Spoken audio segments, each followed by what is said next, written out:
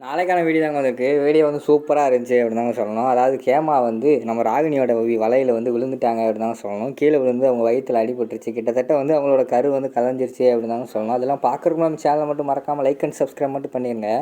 First சீனில் வந்து கதிர் ராகினி 2 பேர் தான் பேசிக்கிட்டு இருக்கிற மாதிரி தான் காட்டிகிட்டு இருக்காங்க. என்ன சித்தி உங்கள் பிளான் சக்ஸஸ் ஆகுது போல் அப்படிங்கிற மாதிரி கதிர் சொல்கிறாங்க. ஆமாடா, என்ன தான் அவங்க சந்தோஷமாக இருந்தாலும் ஒரு நகை ஒரு சேலன் கொடுத்தா 4 பேர் அடிச்சுக்கிடுவாங்கடா, அதான் தெரியுதுல்ல. ஹேமா நீ நம்ம பக்கம் வந்துடுவா, கவலையப்படாத.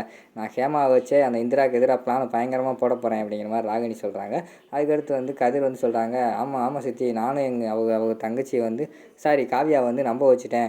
அவன் என்னை வந்து முழுசாக நம்பிட்டா. நேற்று ஒரு மோதிரத்தை போட்டு அசத்திட்டேன். அவன் கொஞ்சம் கொஞ்சமாக என் பக்கம் இழுத்து முழுசாக அவளை என் பக்கம் வர வச்சு நான் என்ன சொன்னாலும் நம்புகிற அளவுக்கு வர வைக்கிறேன். அதுக்கடுத்து இருக்கு அந்த இந்திராவுக்கு அப்படிங்கிற மாதிரி கதிர் சொல்கிற மாதிரி காட்டிக்கிட்டு இருக்காங்க. அடுத்து ராகினி வந்து சொல்கிறாங்க, அதான்டா சூப்பர்ரா, அப்படியே நீ செய்ய. நானும் எங்கள் அக்காவை வந்து எப்படியாவது வந்து என்னோடய வலைக்குள்ள நான் விரிச்சு நான் என் பக்கம் வச்சுக்கிறேன். அக்கா எல்லாருமே நம்ம பக்கம் வந்த பிறகு அந்த இந்திராவை அடித்து வீட்டை விட்டு விரட்டிடுவோம் அப்படிங்கிற மாதிரி அவங்க பிளான் போட்டுக்கிட்டு இருக்காங்க.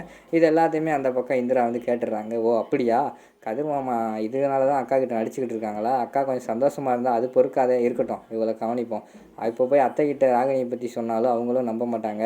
அக்கா கிட்ட போய் கதிர் மாமாவை சொன்னாலும் அவளும் நம்ப மாட்டா. எதனால் பிளான் பண்ணி தான் பண்ணணும், பொறுமையாக இருப்போம் அப்படிங்கிற மாதிரி சொல்லிட்டு அவங்க யோசிச்சுக்கிட்டு இருக்கிற மாதிரி காட்டிக்கிட்டு இருக்காங்க. அடுத்த சீனில் வந்து டைனிங் டேபிளில் உட்காந்து எல்லாருமே சாப்பிட்டுக்கிட்டு இருக்கிற மாதிரி தான் காட்டிக்கிட்டு இருக்காங்க. அப்போ வந்து எல்லாருமே சாப்பிட்றாங்க. சாப்பாடெல்லாம் சூப்பராக இருக்குது அப்படின்னு சொல்லிக்கிட்டு இருக்கிற நேரத்தில் ராமச்சந்திரன் வந்து சொல்கிறாரு, டேய் என்னடா உன் மகன் என்னடா பண்ணுறான் அப்படிங்கிற மாதிரி கேட்டவொடனே உள்ளே தூங்குறான் அப்படிங்கிற மாதிரி வந்து காவியா சொல்கிறாங்க.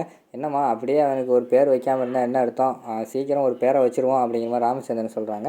உடனே கதிர் வந்து சொல்கிறாரு, ஆமாப்பா நானும் அதை தான் யோசிச்சுக்கிட்டு இருந்தேன். நேற்று கூட காவியா கிட்ட சொல்லிக்கிட்டு இருந்தேன், அப்பா அம்மாட்ட போய் நாளைக்கு பேசணும், சீக்கிரமாக வந்து நம்ம மகனுக்கு ஒரு பேர் வைக்கணும் அப்படிங்கிற மாதிரி சொல்லிவிட்டு அவங்களும் சொல்கிறாங்க, ஆமாடா ஒரு நல்ல நாளாக பார்த்து வச்சிரோன்றா அப்படிங்கிற மாதிரி சொல்கிறாங்க. உடனே எல்லாருமே வந்து என்ன பேர் வைக்கலாம் எப்படி வைக்கலாங்கிற மாதிரி யோசிக்க ஆரம்பிச்சிடுறாங்க.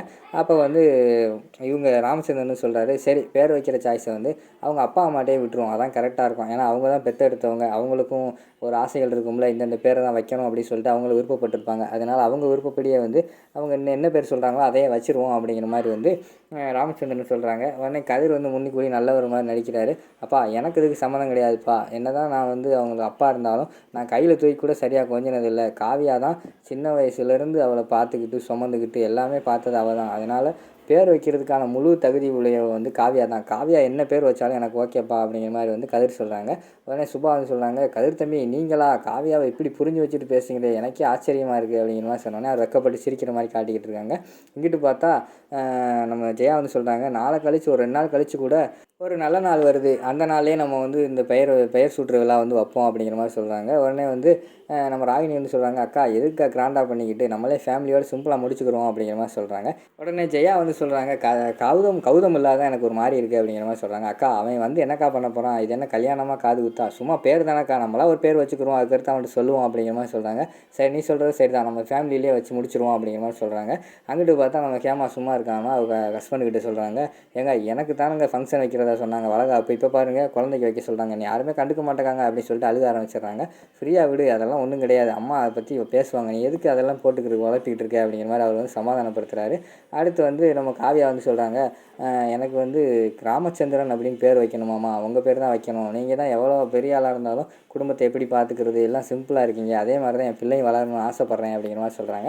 உடனே எனக்கு இப்போ தான்மா ஒரு வாழ்க்கை திருப்தி அடைஞ்ச மாதிரி இருக்குது அப்படிங்கிற மாதிரி ராமச்சந்திரன் சொல்கிற மாதிரி காட்டிக்கிட்டு இருக்காங்க.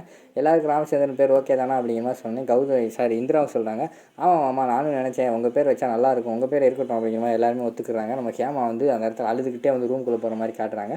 பின்னாடியே வெற்றி வந்து போகிறாரு. என்ன கேமா எதுக்கு அழுகிற அப்படிங்கிற மாதிரி கேட்டவனையும், என்னங்க நம்மளை பார்த்தீங்களா, நம்மளை யாருமே கண்டுக்கல, எல்லாருமே அவங்க பிஸியாக இருக்காங்க குழந்தைக்கு பேர் வைக்கிறதில்ல அப்படிங்கிற மாதிரி சொல்கிறாங்க. உடனே வெற்றி வந்து சொல்கிறாரு, அதை பற்றி ஏன் நினச்சிக்கிற, அதெல்லாம் ஒன்றுமே கிடையாது, குழந்தை பிறந்ததெல்லாம் உங்களுக்கு சந்தோஷமாக இருக்காங்க, அதனால் ஒன்றுமே கிடையாது, ஃப்ரீயாக விடு அப்படிங்கிற மாதிரி சொல்கிறாங்க.